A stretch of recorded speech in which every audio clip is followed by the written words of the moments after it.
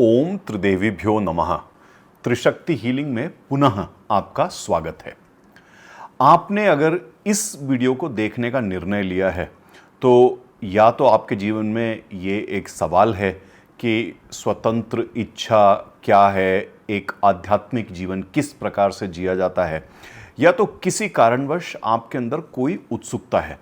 पर जिस भी कारणवश से आपने ये वीडियो देखने का निर्णय लिया है, इस वीडियो को आराम से देखिएगा, क्योंकि इसमें मैंने बहुत ही ज़रूरी कुछ चीज़ों के बारे में चर्चा की है। तो इस वीडियो पे जाने से पहले ये कि मैं पिछले 3-4 महीनों से आप सबसे भाग्य के बारे में और किन चीज़ों से हमारे भाग्य बनती है, किन चीज़ों से हमारी भाग्य बिगड़ती है, किन चीज़ों का इस पर अच्छा असर होता है, जैसे चरित्र हुआ, गुरु का ज्ञान हुआ, ग्रंथों का ज्ञान हुआ, विद्या हुई, और किस तरीके से विवेक का होना, किस प्रकार से जब षड्विकार खत्म होते हैं तो उसका क्या भाग्य पर असर होता है। इस प्रकार की कई चर्चाएं मैंने आपसे करी हैं। इन सभी चर्चाओं के वीडियो के लिंक विस्तार में दिए गए हैं, अगर आपने ये नहीं देखे हैं तो देखिएगा। परंतु इन वीडियो को आपके पास लाने से क्या हुआ, मेरे पास कई सारे प्रश्न आने शुरू हुए। बहुत से आप में से लोगों ने मेरे से पूछा, और ख़ास करके युवतियों ने मुझसे ये पूछा कि आध्यात्मिक जीवन क्या है, क्या चीज़ें हैं जो करने से हम आध्यात्मिक बनते हैं, क्या चीज़ें हैं करने से आध्यात्म का उल्लंघन होता है, या हमारा जीवन आध्यात्म से बहुत दूर चला जाता है, या किन चीज़ों से भाग्य बनता है, किन चीज़ों से भाग्य बिगड़ता है। इस प्रकार के कई सारे सवाल मेरे पास आए।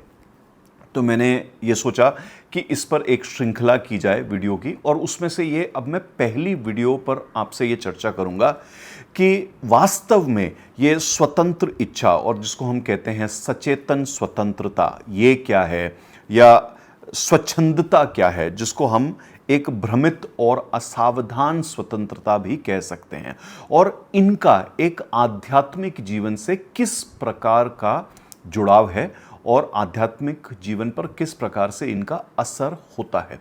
और अगर आप आज के इस दुनिया में जी रहे हैं, आपके लिए इस बात पर गहराई से सोच विचार करना बहुत ही ज़रूरी है, क्योंकि कहीं ना कहीं जो एक वेस्टर्न कल्चर का हमारी भारतीय संस्कृति पर एक असर काफ़ी हुआ है पिछले 50-60 सालों में, और उससे भी पहले हमारे गुरुकुल वगैरह के जाने से पिछले 800 सालों से जिस प्रकार से हमारी सभ्यता, हमारी संस्कृति को तोड़ा गया है, मरोड़ा गया है, इस वजह से इन बातों पर गौर फरमाना बहुत ज़्यादा ज़रूरी है।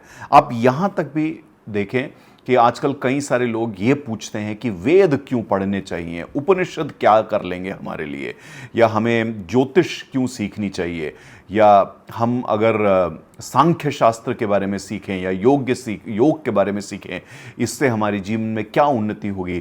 तो और ये एक अच्छे भाव से नहीं, एक ज्ञानी भाव से नहीं, एक सीखने के भाव से नहीं, परंतु त्रुटियां निकालने के भाव से, एक मूढ़ भाव से, एक अज्ञानी भाव से कई सारे लोग ये सवाल पूछते हैं। इसलिए मैं ये वीडियो की श्रृंखला शुरू कर रहा हूँ, और इनमें कई महावाक्यों के बारे में भी मैं बात करूँगा। जैसे हम कई बार कहते हैं तत्वम असि, या हम कहते हैं अहम ब्रह्मास्मि, ऐसे कई सारे महावाक्य भी हुए हैं हमारी संस्कृति में।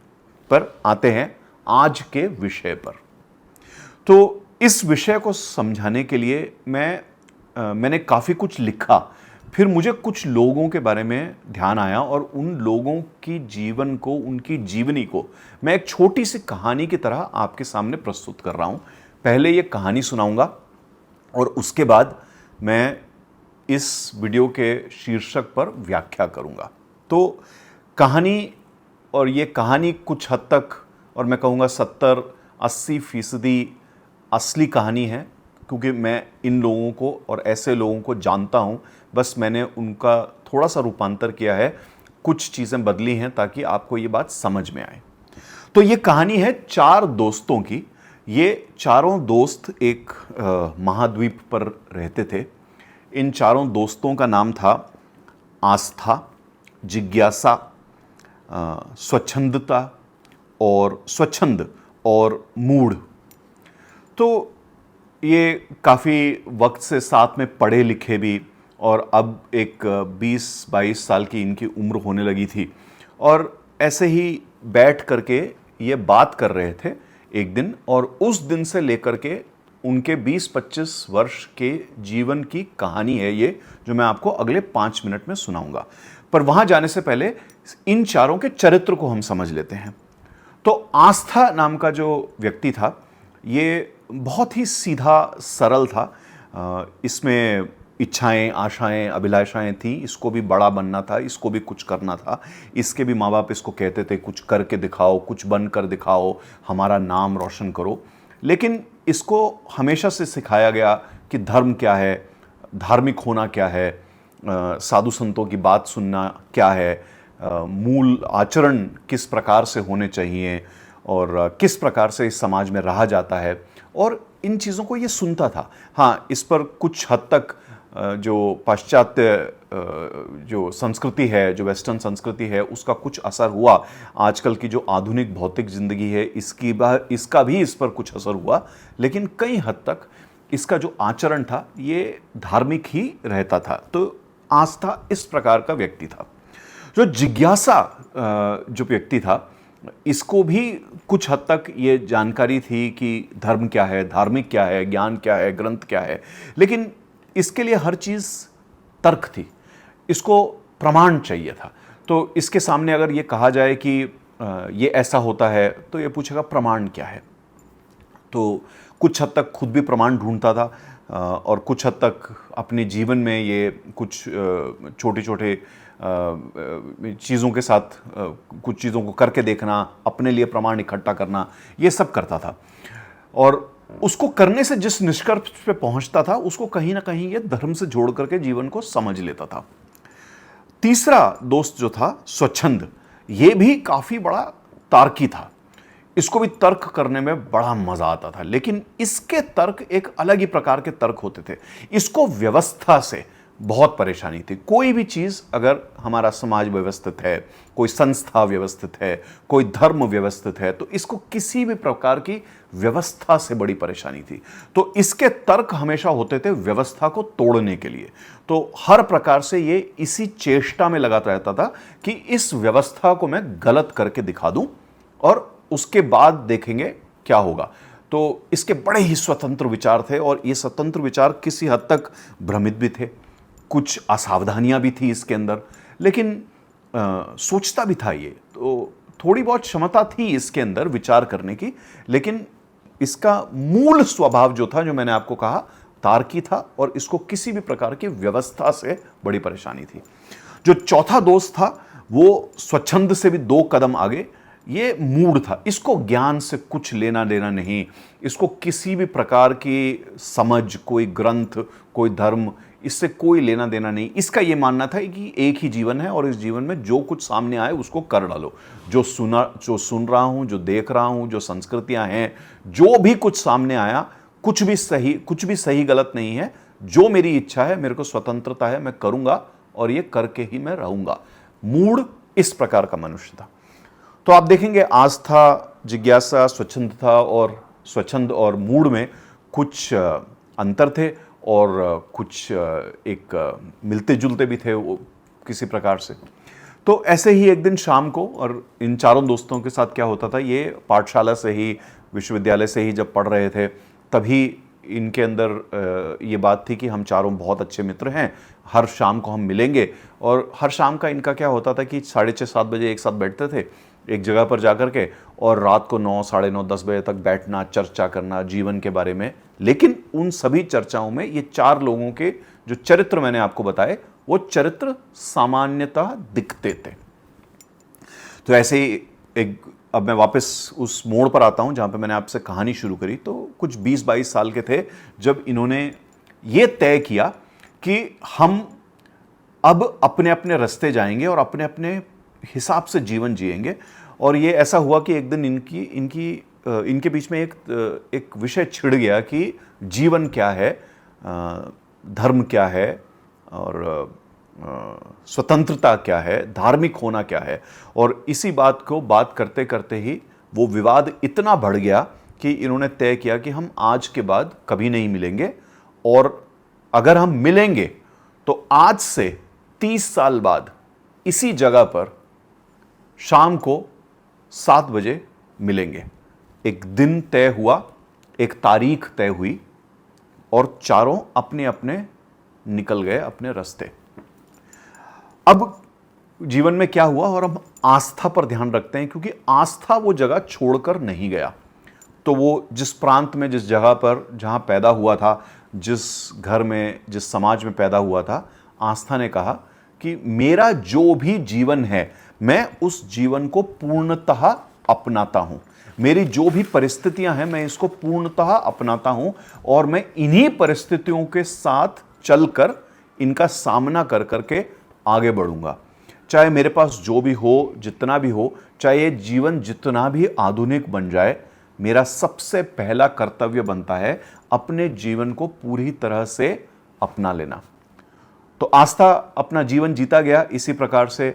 नौकरी करी, चुनौतियां आई, कुछ संबंध बने, कुछ संबंध टूटे, फिर विवाह हुआ, बच्चे हुए, परिवार बढ़ाया, काफ़ी सारी चीज़ें सीखी, कभी धोखा भी मिला, कभी अच्छे मित्र भी मिले, काफ़ी कुछ इसको सीखने को मिला। कहीं ना कहीं इसने अपने चरित्र को समझा, अपने प्रारब्धों को जीता गया ये, और कभी दुखी होता था, कभी सुखी होता था, पर मन में ये ज़रूर इसके रहता था, आस्था के, कि मैंने एक निर्णय लिया है और मैं इस निर्णय को पूरा निभाऊंगा, और देखूंगा कि उस 29 वर्षों में मैं किस जगह पर पहुंचता हूं, और जब मेरे मित्र वापस आएंगे तो उनके साथ मेरी क्या तुलना रहेगी, मैं क्या कर पाऊंगा, वो क्या कर पाएंगे, इसको मैं देखता हूं।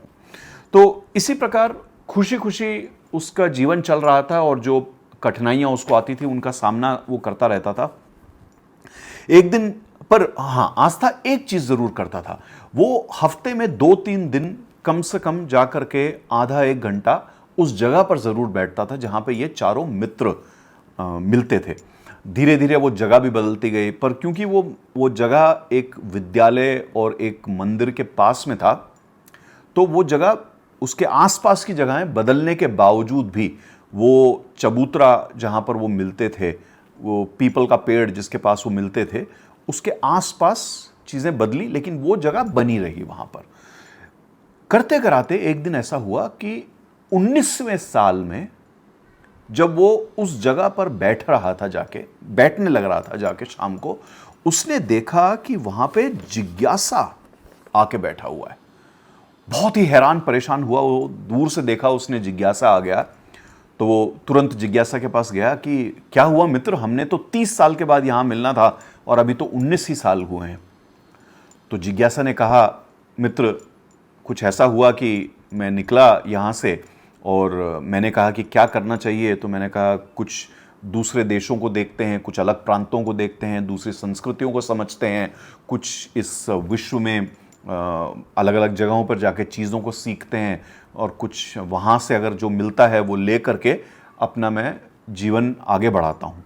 तो ये सोचते सोचते मैं कई जगहों पर गया, कई जगह काम किए, कई सारी चीज़ें सीखी, विभिन्न प्रकार के काम किए, और बहुत कुछ सीखने को मिला। पर वो सब समझने के बाद कहीं ना कहीं मुझे ये समझ में आया कि मैं अपने समाज, अपने परिवार, अपने स्वजनों को छोड़ करके दूर चला गया हूं, और एक खोखलापन मेरे जीवन में आ गया है।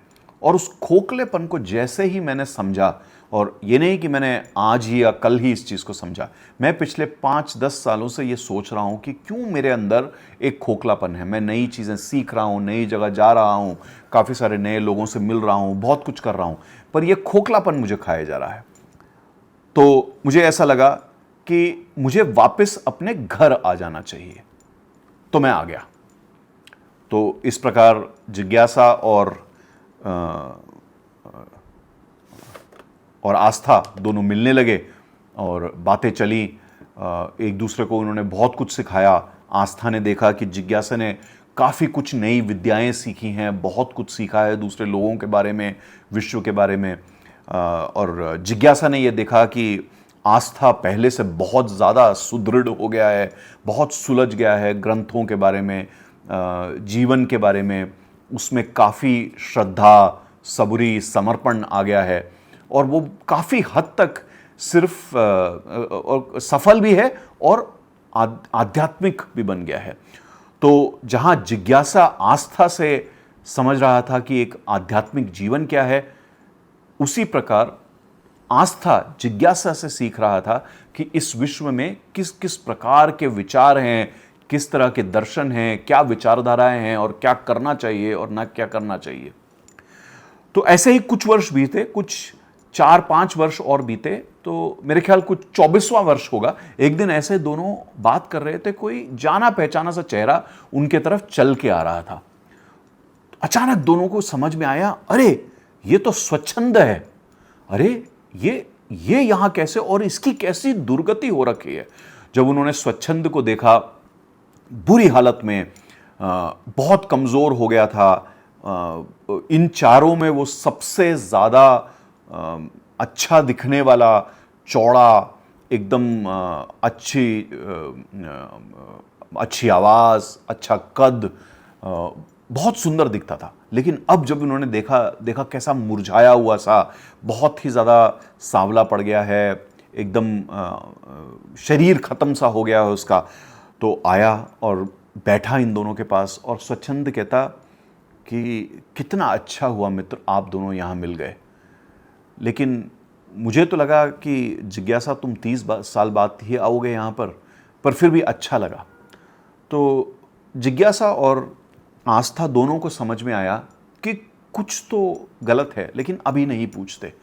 तो कुछ दिन बीते, धीरे धीरे स्वच्छंद थोड़ा ठीक होने लगा, क्योंकि वापस वो भी अपने स्वजनों के पास आया था, अपने समाज में आया था।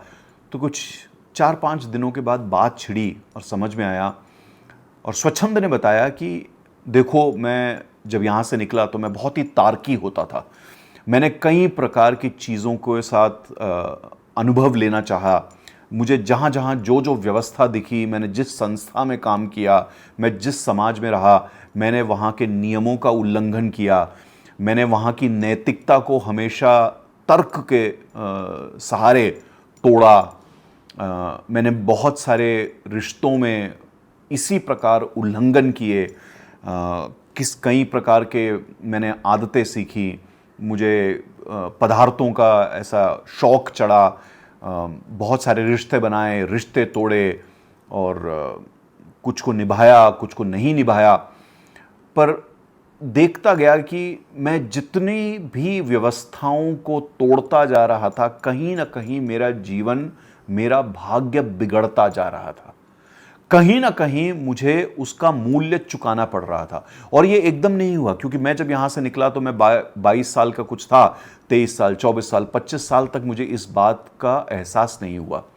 लेकिन धीरे धीरे मुझे समझ में आने लगा कि मेरे आसपास की चीज़ें बिगड़ रही हैं, मुझसे लोग छूट रहे हैं, मैं खुद से छूटता जा रहा हूँ, मेरा संतोष छूटता जा रहा है, मेरा स्वास्थ्य छूटता जा रहा है, मेरा भाग्य मेरे हाथ से निकल रहा है। और कुछ ऐसा हुआ कि पिछले 3 सालों से मैं न्याय का ही उल्लंघन कर बैठा, और मेरे खिलाफ काफ़ी कार्रवाइयाँ हुई, बहुत दिक्कतें हुई। वो तो कुछ मेरे कर्म रहे होंगे कि मुझे मेरे परिवार वालों ने बचा लिया। तो ये कहानी हुई। तो जब स्वच्छंद ने ये सब बताया तो काफ़ी हद तक तीनों लोग हिल गए, और इसी बीच उनको ये भी ध्यान में आया कि मूड भी इसी रास्ते पे निकला था जिस रास्ते पे स्वच्छंद निकला था। और उन्होंने पता करवाया कि मूड के साथ क्या हुआ है, और तभी कुछ महीनों में उनके पास ये खबर आई कि मूड चल बसा। एक ऐसी दुर्घटना हुई कि बहुत ही खौफनाक मौत मूड की हुई। और उस खबर ने इन तीनों को इतना हिला दिया कि ये बैठ करके बात करने लगे कि वास्तव में ये जीवन क्या है। तो अब मैं इस कहानी को यहीं रोकूंगा और इस कहानी के सार में मैं जाऊंगा। तो अगर आप स्वच्छंद को देखेंगे और अगर आप मूड को देखेंगे, या आप जिज्ञासा को देखेंगे, या आप आस्था को देखेंगे तो आपको क्या सीखने को मिल रहा है इस कहानी से। तो सबसे पहले हम उठाते हैं आस्था को। आस्था का क्या चरित्र था, आस्था ने किस प्रकार से जीवन जिया। आस्था को धर्म का, ग्रंथों का, गुरुओं का सम्मान था। आस्था को कहीं ना कहीं ये पता था कि मैं जिस जीवन में, जिस परिस्थिति में, जिस समाज में, जिस परिवार में आया हूं, कुछ तो बात है, कुछ तो प्रारब्ध है जिसकी वजह से मुझे ये जगह, ये समाज, ये जीवन मिला है। इसी को मैं आगे बढ़ाता हूं, इसी को मैं लेकर के चलता हूं। आस्था ने क्या किया, अपनी श्रद्धा यानी कि पूर्ण विश्वास और प्रेम रूप स्वभाव को आगे बढ़ाया। आस्था ने सबुरी यानी कि धैर्य को अपना एक गुण बनाया अपने जीवन में। आस्था ने समर्पण यानी कि पूरी तरह से अपने गुरुओं की, अपने धर्म की शरणागति में जाते हुए अपने जीवन को जिया। जो भी ऊंचा नीचा हुआ, जिस भी प्रकार से जीवन चला, अपने ईश्वर के प्रति आस्था हमेशा बंधा रहा। आस्था ने हमेशा आस्था नहीं छोड़ी। ये मेरे दोस्तों है एक आध्यात्मिक जीवन का उदाहरण। आध्यात्मिक जीवन ऐसा होता है। आध्यात्मिक जीवन यह है कि हम जिस भी परिस्थिति में, जिस भी रूप में पैदा हुए हैं, जिस समाज में पैदा हुए हैं, अपना जीवन वहां से शुरू करें। आध्यात्म हमेशा यह कहता है कि खुद को समझें, ईश्वर को समझें, जीवन को समझें और अपने आप को बेहतर बनाएं। आस्था ने यही किया। यह नहीं कि आस्था हाथ पर हाथ धरा बैठा रहा और जो मुझे भाग्य से मिलेगा मैं उतना ही करूंगा। नहीं, आस्था ने पुरुषार्थ किया, आस्था ने कर्मयोग किया, आस्था ने मेहनत करी, अपने लिए नाम बनाया, आस्था ने सीखी चीजें, आस्था आगे बढ़ा। लेकिन आस्था ने अपनी आस्था, अपने आध्यात्म, अपने ईश्वर, अपने ज्ञान, अपने गुरुओं का हाथ कभी नहीं छोड़ा। इसी वक्त आप देखें कि जिज्ञासा की क्या कहानी थी। जिज्ञासा ने कहीं ना कहीं अपने स्वतंत्र इच्छा को एक मान्यता दी और कहा कि मुझे प्रमाण चाहिए। जब मुझे प्रमाण मिलेगा तब मैं समझूंगा कि मुझे यह करना चाहिए या नहीं करना चाहिए। लेकिन जिज्ञासा के अंदर भी आस्था जैसी कुछ बातें थी। उसका भी चरित्र आस्था की तरह था, जहां पे कहीं ना कहीं जिज्ञासा को भी यह समझ थी कि जो गुरु ग्रंथ ज्ञान बताते हैं उसमें कहीं ना कहीं कुछ ना कुछ तो सही है।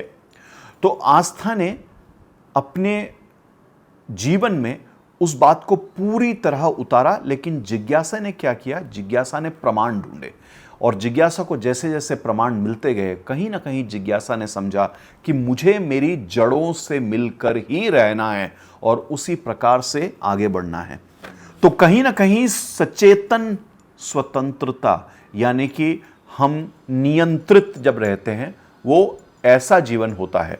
तो स्वतंत्र इच्छा क्या है? स्वतंत्र इच्छा यह है समझना कि जीवन हमें कुछ प्रकार की स्वतंत्रताएं देता है, जीवन हमें कुछ ना कुछ अवसर देता है, जीवन हमें सिखाने की, बताने की, राह दिखाने की कुछ ना कुछ योजनाएं हमारे सामने लेके आता है। कभी वो योजनाएं होती हैं किसी से मिलाना, कभी वो योजनाएं होती हैं हमारे अंदर किसी न किसी प्रकार की भावनाओं का आना, कभी ना कभी वो व्यवस्था होती है कि कोई घटना घट जाना जिसकी वजह से हम सोच में पड़ जाते हैं।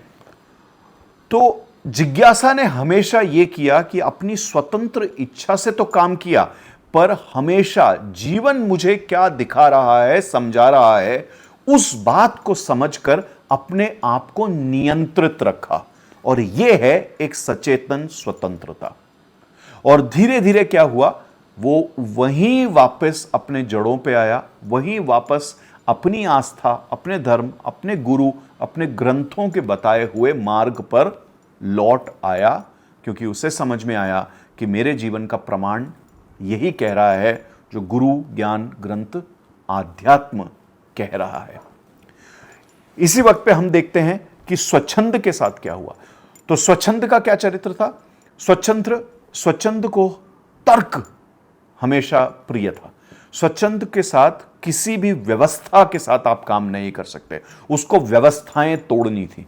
उसने इतनी व्यवस्थाएं तोड़ी और कहीं ना कहीं वो अपने भ्रम को बढ़ाता गया और उस भ्रम ने उसके जीवन को एक ऐसे मोड़ पे लाके खड़ा कर दिया जहां पे उसकी स्वतंत्र इच्छा का कोई मूल्य ही नहीं था। जीवन ने उसकी स्वतंत्र इच्छा को खत्म ही कर दिया, क्योंकि एक वक्त उसको यह समझ में आया कि अब मैं जरा सा भी कुछ करूंगा, जरा सा भी मैं किसी व्यवस्था को तोड़ने की कोशिश करूंगा तो मेरा जीवन अब तो खत्म हुआ। याद है वो आखिरी के 3 साल जब स्वच्छंद ने क्या कहा कि मेरा जीवन इतना बुरा हो गया था, मैंने न्याय को ही खत्म कर दिया था और मेरे परिवार वालों ने मुझे बचा लिया।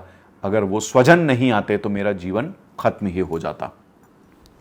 और इसी चीज में आप देखें कि मूढ़ ने क्या किया। मूढ़ किसी भी प्रकार से अपना जीवन जीता गया, वही किया उसने जो स्वच्छंद कर रहा था, लेकिन उससे भी कुछ ज्यादा करी उसने चीजें, और करते करते उसका भाग्य एक ऐसे वक्त पे आ गया जहां पर कुछ नहीं बचा उसके जीवन में और एक बहुत ही दर्दनाक मौत हुई उसकी, मूढ़ की।